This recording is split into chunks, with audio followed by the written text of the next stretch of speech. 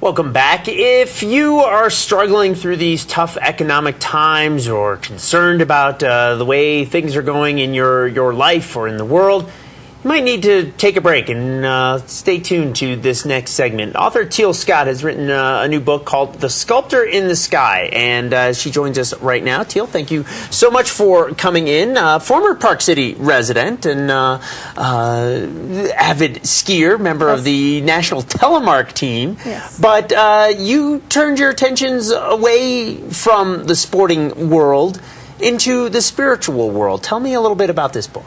This book, The Sculptor in the Sky, is basically an informative book about the universe and the way that it works in terms of the energy that is making up all that is us.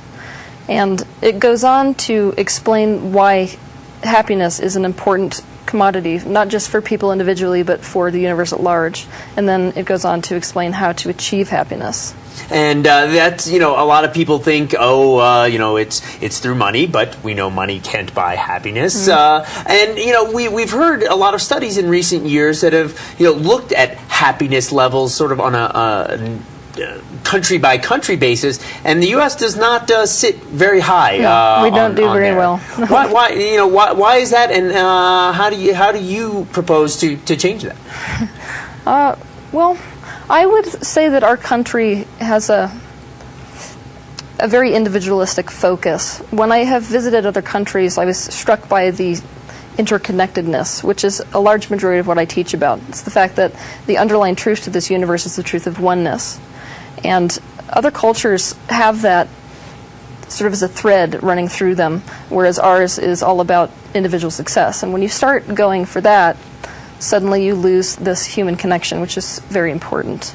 What do you mean by the truth of oneness? The truth of oneness would be that, I don't know if you've heard anything about the 0-point field, but basically everything that you see here, even though you perceive it as a solid thing, like this couch, you see it as a solid thing. It actually isn't.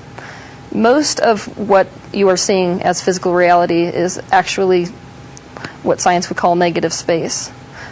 It's energy that's moving. So your sense of smell and sight and touch is what's telling you that it's solid when it isn't. So everything that is basically made of this energy field. It's just expressing itself in different ways.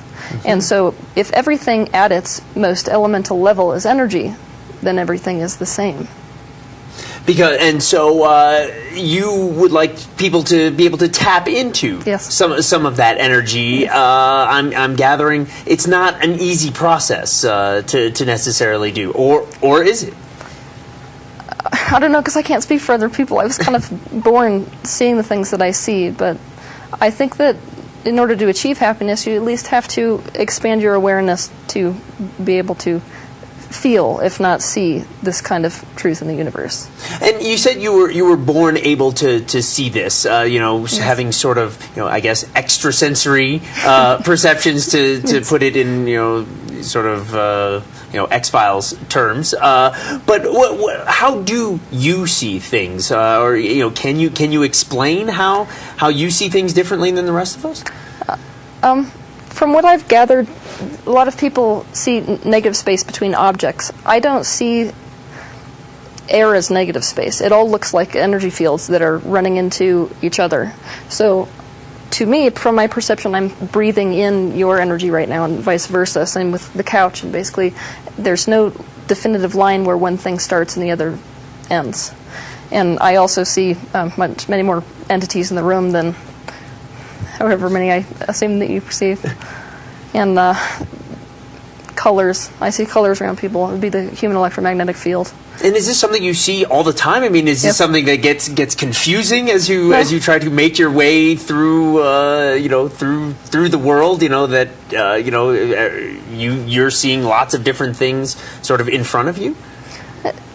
I'm used to it, so I'm pretty sure if somebody stepped into the way that I see the world, it would be pretty confusing. But having grown up this way, it's sort of normal for me. And having had that, I mean, you've led a fascinating life, to say the least. I mean, at least recently, even as a accomplished skier, member of the telemark team, did those these abilities, help you as a skier, and is it something that the rest of us can learn? No, it was a serious detriment, actually. I used sports to try to get away from this, because when you are so focused in the body, it's much easier to be in physical reality, where I get pulled off by all sorts of things. Like if I'm sitting in a room, I'm pulling in probably 3 times more information than the average person. So going to a race where there's that many nerves around that many athletes was really, really difficult for me. Same with travel.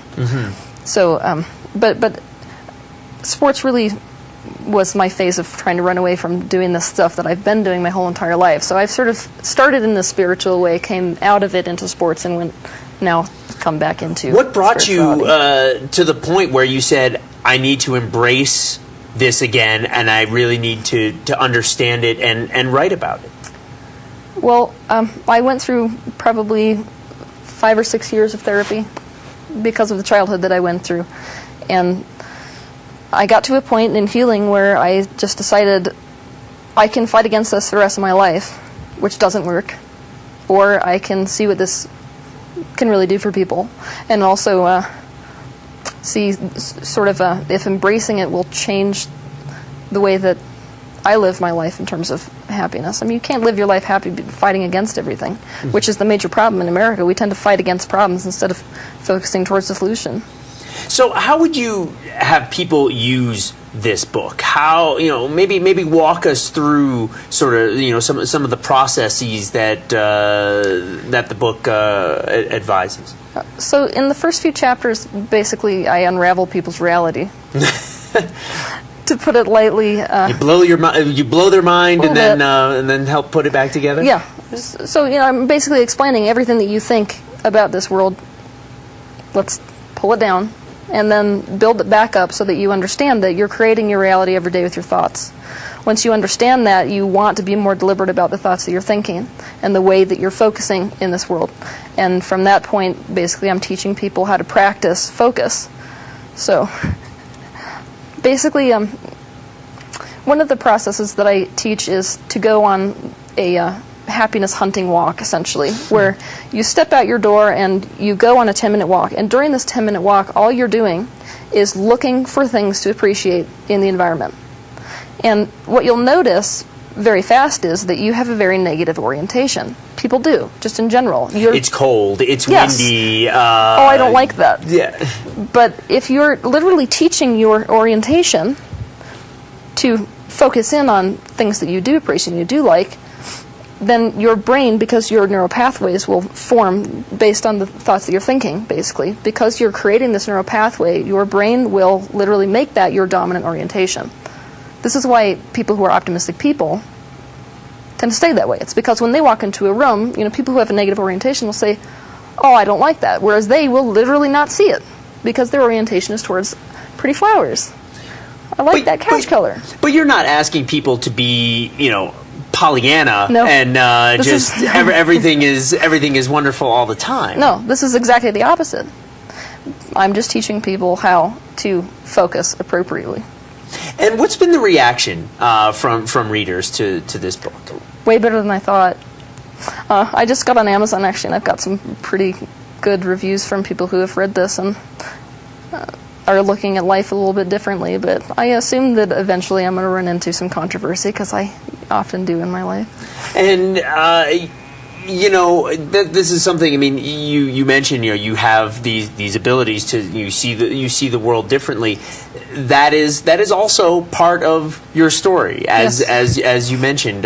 You grew up in an abusive household, and my household was pretty gentle. But what happened was I grew up in a very small town, that was predominantly LDS.